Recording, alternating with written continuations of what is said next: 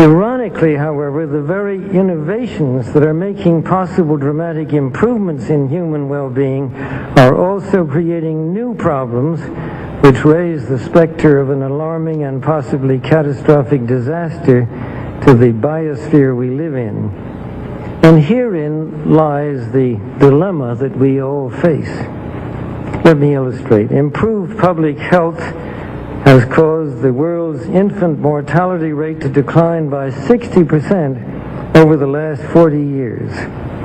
In the same period, the world's average life expectancy has increased from 46 years in 1950s to 63 years today. This is a development which, as individuals, we can only applaud. However, the result of these positive measures is a world population that has risen during the same short period of time geometrically to almost 6 billion people and could easily exceed 8 billion by the year 2020. The negative impact of population growth on all of our planetary ecosystems is becoming appallingly evident. The rapid growing exploitation of the world's supply of energy and water is a matter of deep concern, and the toxic byproducts of widespread industrialization have increased atmospheric pollution to dangerous levels. Unless nations will agree to work together to tackle these cross-border challenges posed by population growth, overconsumption of resources, and environmental degradation, the prospects for a decent life on our planet will be threatened.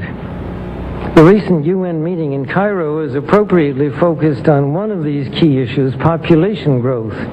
But the controversies which have erupted at the conference illustrate the problem of coming to grips with issues that are deeply divisive and which have a profound moral dimension.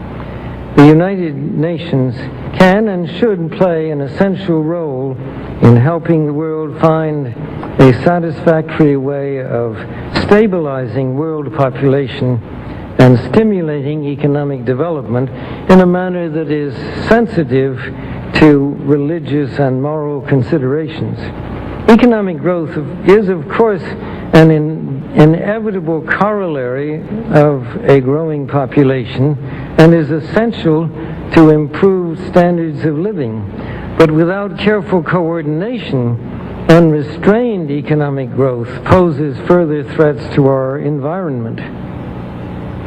This was a major subject of discussion at the conference in Rio de Janeiro on the environment 2 years ago. The focus then was on sustainable growth and global development. It was pointed out at the conference that growth is most efficiently managed by the private sector,